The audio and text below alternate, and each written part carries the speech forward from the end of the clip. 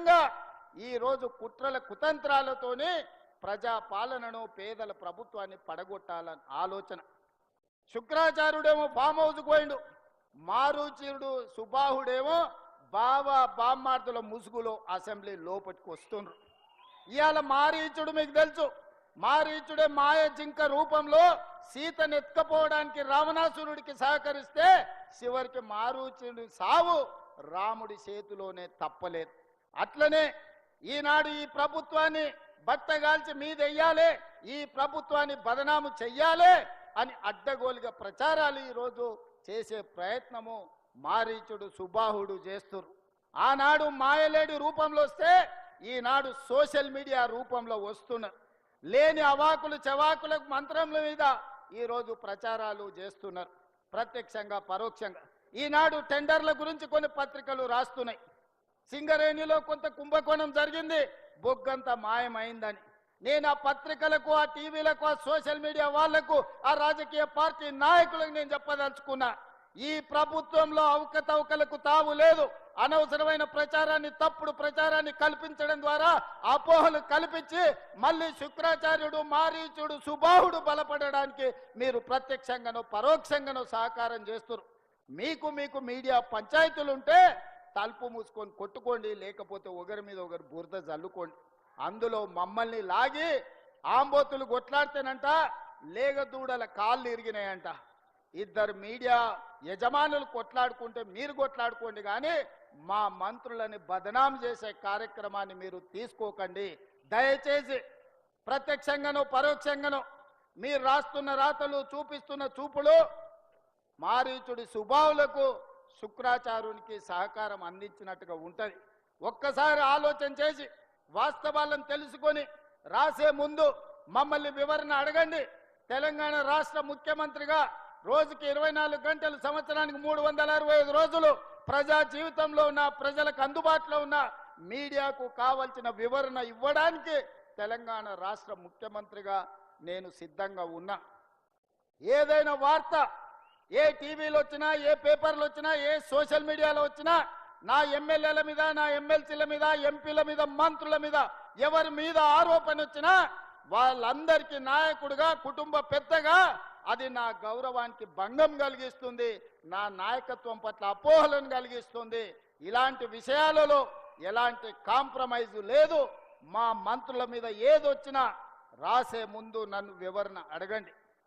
ఈ ప్రభుత్వాన్ని అందరినీ సమన్వయం చేసుకొని, అందరి సహకారం తీసుకొని, అనుభవజ్ఞులైన తుమ్మల లాంటి వాళ్ళ అనుభవాన్ని తీసుకొని ఈరోజు ఈ ప్రభుత్వాన్ని నడుపుతున్నాం.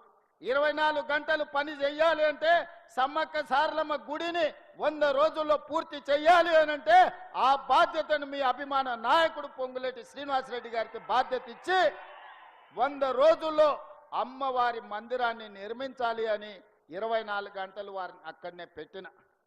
ఢిల్లీలో ఏ అవసరం ఉన్నా, ఏ ఆర్థిక మంత్రితో మన రాష్ట్రానికి రావాల్సిన నిధులు కావాలన్నా, ఇతర శాఖల అనుమతులు కావాలన్నా బట్టి విక్రమార్క గారిని కాలుకు బలపం కట్టి ఢిల్లీలో గల్లి గల్లి తిప్పి ప్రతి మంత్రి దగ్గరికి పంపించి రాష్ట్రానికి రావాల్సిన అనుమతులు, నిధులను రాబట్టుకునే ప్రయత్నం చేస్తున్నా.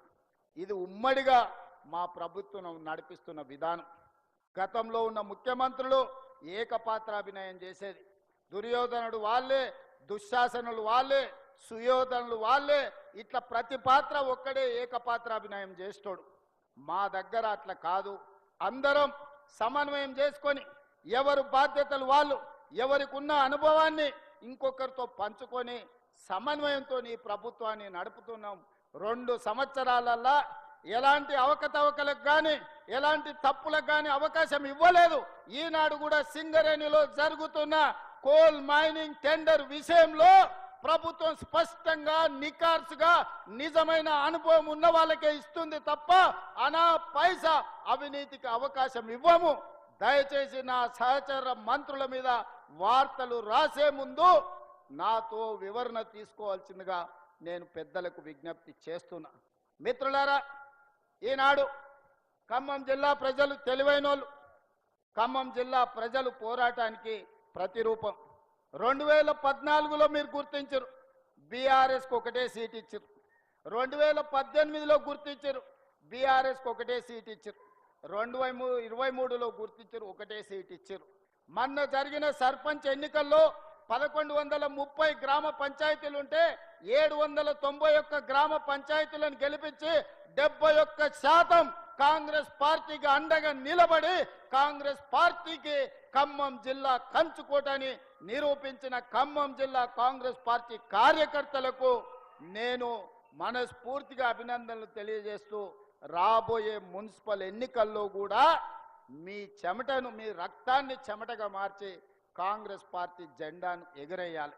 చిన్న చిన్న విషయాలు ఏమున్నా అంతర్గత సమావేశాలలో మాట్లాడుకోవాలి. పార్టీకి అవసరమైన సూచనలు, సలహాలు ఇవ్వాలి. పార్టీ ఒక నిర్ణయం తీసుకొని జిల్లా పార్టీ అధ్యక్షులు, రాష్ట్ర పార్టీ అధ్యక్షుడు ఎవరికి బీఫామ్ ఇస్తే వాళ్ళ గెలుపు కోసం పనిచేయాలి. భిన్న అభిప్రాయాలు ఉండొచ్చు, భిన్న అభిప్రాయాలు భేదాభిప్రాయాలుగా మారొద్దు. కొన్నిసార్లు అవకాశం ఆలస్యంగా వస్తుంది, కొన్నిసార్లు అనుకోకుండా అదృష్టం కలిసి వస్తే కొన్నిసార్లు తొందరగా కూడా వస్తుంది. నాకు అదృష్టం కలిసి వచ్చింది. నాకంటే పెద్ద పెద్ద వాళ్ళ అనుభవం ఉన్న వాళ్ళు ఇక్కడ ఉన్నారు.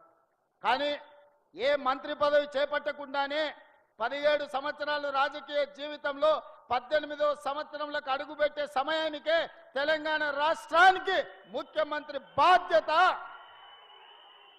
కష్టంను నమ్ముకొని క్రమశిక్షణతో పార్టీకి పనిచేస్తే పార్టీ ఇవాళ తెలంగాణ రాష్ట్ర ముఖ్యమంత్రిగా శ్రీమతి సోనియా గాంధీ, రాహుల్ గాంధీ, మల్లికార్జున్ ఖర్గే గారు అవకాశం ఇచ్చారు. నాకంటే అనుభవం ఉన్న వాళ్ళు ఉన్నా పార్టీ నిర్ణయం తీసుకున్నది కాబట్టి వాళ్ళందరూ సంపూర్ణంగా సహకరించి నాకు మంత్రిగా అనుభవం లేకపోయినా ప్రభుత్వం నడపడంలో సంపూర్ణమైన సహకారాన్ని అందించి ఈరోజు దిగ్విజయంగా 2 సంవత్సరాల పరిపాలనను పూర్తి చేసుకున్నాం. అందుకే మిత్రులారా, క్రియాశీలక కార్యకర్తలకు, కాంగ్రెస్ నాయకులకు నాకు విజ్ఞప్తి ఒకటే. రేపు జరగబోయే మున్సిపల్ ఎన్నికలలో ఖమ్మం జిల్లా 100% కాంగ్రెస్ పార్టీ జెండా ఎగరాలి, బీఆర్ఎస్ను బొందబెట్టాలి. బీజేపీ అయితే ఆనమాలు కూడా ఖమ్మం జిల్లాలో లేవు. ఎక్కడ కూడా ఏకలింగం తోకలింగం కూడా బీజేపీ వాళ్ళు ఖమ్మంలోకి మీరు రానియలే. మీరు తెలివి కల్లోలు. అందుకే బీజేపీని రాజ్యాంగానికి ప్రమాదం పొంచి ఉందని మొదటి నుంచి ఖమ్మం జిల్లాలో బీజేపీని నిషేధించారు. ఆ నిషేధం భవిష్యత్తులో కూడా కొనసాగుతుందని నేను విశ్వసిస్తున్నా. కాకపోతే మారీచులు మళ్ళా బయలుదేరినరు. శివరాసన్లు నిన్నమన్ననే మీటింగులు పెట్టిరు ఖమ్మంలో.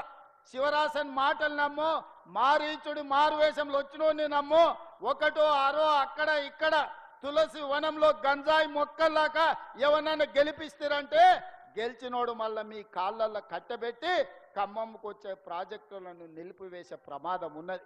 ఇవాళ మిత్రులు శ్రీనివాసరెడ్డి గారు ఇక్కడ నుంచి ఎమ్మెల్యే మంత్రిగా ఉన్నాడు కాబట్టి మున్నేరు పాలేరు ప్రాజెక్టు ఇవాళ మనం తెచ్చుకోగలిగినాం. ఇవాళ నర్సింగ్ కాలేజీని ప్రారంభించుకోగలిగినాం. ఇవాళ జేఎన్టీయూకు అవసరమైన నిధులను ఇచ్చుకోగలిగినాం. సీతారామ ప్రాజెక్టును ప్రారంభించుకోగలిగినాం. భవిష్యత్తులో పనులను కొనసాగించే పరిస్థితి ఉన్నది. ఇవాళ భద్రాచలం టెంపుల్ ఆయల్లో 100 కోట్లు ఇస్తా అని చెప్పి ఆటాన కూడా ఇవ్వకుండా, ₹1 కూడా ఇవ్వకుండా రాముల వారిని కూడా ఆయన మోసం చేస్తే మనం భూసేకరణ కోసం నిధులు ఇచ్చినాం. భూమి సేకరణ జరిగిపోయింది.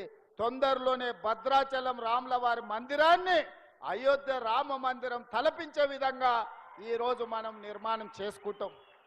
వాటికి అవసరమైన నిధులను మంజూరు చేసే బాధ్యత మా అందరి మీద ఉన్నది. మా కోరం కనకయ్య చెప్తున్నాడు, మున్నేరు వాగు నుంచి ఒక చిన్న లిఫ్ట్ పెడితే 3 మండలాలకు నీళ్లు వస్తాయి. మాది మొత్తం కరువులాగా ఉన్నది, మీరు ఆలోచన చెయ్యాలి, బట్టి గారు కర్ణించాలి అని చెప్పిండు. తప్పకుండా ఉత్తమ్ కుమార్ రెడ్డి గారికి కోరం కనకయ్య తరఫున నేను విజ్ఞప్తి చేస్తున్నా. దాన్ని పరిశీలించి సాధ్యమైతే తక్షణమే దాన్ని మంజూరు చేసే బాధ్యత మనం తీసుకుందామని చెప్పి ఉత్తమ్ కుమార్ రెడ్డి గారికి నేను సూచన చేస్తున్నా. మిత్రులారా, ఇవాళ మున్సిపాలిటీలలో చాలా సమస్యలు ఉన్నాయి. కొత్తగూడెం మున్సిపల్ కార్పొరేషన్గా మార్చుకున్నాం. ఇవన్నీ అభివృద్ధి పనులు జరగాలి. పేదవాడికి రేషన్ కార్డు రావాలి, పేదవాడు సన్న బియ్యం తినాలి, పేదవాడు ఇందిరమ్మ ఇల్లు కట్టుకోవాలి. 21,000 కోట్ల రూపాయలు 25,35,000 మంది రైతులకు రైతు రుణమాఫీ జరిగి ఈరోజు రైతు కనీసం మద్దతు ధరనే కాదు, ఆనాడు ఒరేస్తే ఉరేసుకున్నట్టే అని ఆయన చెప్పిండు. మా ఉత్తమన్న ఒరేయండి, సన్న ఓట్లు పండించండి, 500 రూపాయలు బోనస్ ఇస్తామని తుమ్మల గారు, ఉత్తమ్ గారు ఇవాళ చెప్పి వందలాది కోట్ల రూపాయలు 500 రూపాయల బోనస్ ఇచ్చి ఈరోజు రైతులను ఆదుకుంటున్నాం. ఈ విధంగా తెలంగాణ రాష్ట్రంలో ఒక మంచి పరిపాలన జరుగుతుంది. నిరుద్యోగ యువకులకు ఈ 2 సంవత్సరాలలో 70,000 ప్రభుత్వ ఉద్యోగ నియామక పత్రాలు అందించి ఆ 70,000 నిరుద్యోగ యువకులే కాదు, వాళ్ళ తల్లిదండ్రుల కళ్ళల్లో ఆనందాన్ని, తమ పిల్లలు సాధించిన విజయాన్ని ఆ కళ్ళల్లో చూసి ఆ ఆనందంలో మేము భాగస్వాములమైనం. 13 సార్లు నియామక పత్రాలు ఎల్బీ స్టేడియంలో, రవీంద్ర భారతిలో, శిల్పారామంలో నియామక పత్రాలు అందుకుంటున్న వాళ్ళనే కాదు, వాళ్ళ తల్లిదండ్రులను, వాళ్ళ కుటుంబ సభ్యులను కూడా పిలిచి వాళ్ళతో పంచభక్ష ప్రమాణాలతో భోజనం పెట్టి ప్రభుత్వ నియామక పత్రాలు ఈరోజు మనం అందించడం జరిగింది. అందుకే మిత్రులారా, మహిళలు నాకు ప్రత్యేకమైన అభిమానం. ఆడబిడ్డ చేతుల నగదు ఉంటేనే ఆ సంసారం బాగుంటుంది.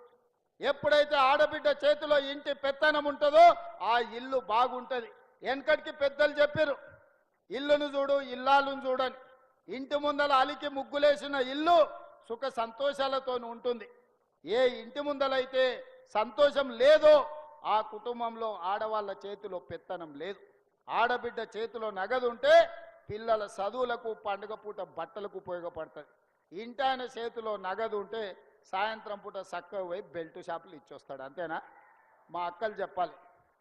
అందుకే మన ప్రభుత్వం ఏర్పడ్డ తర్వాత ఈరోజు రాష్ట్రంలో దాదాపుగా 7,000, 8,000కు ప్రతి నెల 350 కోట్లు బట్టి విక్రమార్క గారు ఈ 25 నెలల్లో ఆర్టీసీలో ఆడబిడ్డల ఉచిత ప్రయాణానికి ఆర్టీసీ కార్పొరేషన్ కు 1,000 కోట్ల రూపాయలు చెల్లించి ఆడబిడ్డలకు ఆర్టీసీ బస్సుల్లో ఉచిత ప్రయాణం ఇచ్చినాం.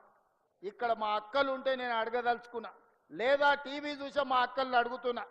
ఈ ప్రభుత్వం వచ్చిన తర్వాత ఇందిరమ్మ రాజ్యంలో ఏ బస్సు అయినా ఎక్కండి, ఎక్కడికైనా వెళ్ళండి, అమ్మవారి దర్శనానికి వెళ్తారా, భద్రాద్రి రాముల వారి దర్శనానికి వెళ్తారా, యాదగిరిగుట్ట లక్ష్మీ నరసింహస్వామి దర్శనం చేసుకుంటారా, లేకపోతే అమ్మగారింటికి పోయి అమ్మను బలకరించి వస్తారా? ఎవరన్నా ₹1 బస్ కిరాయి మిమ్మల్ని అడిగినరా?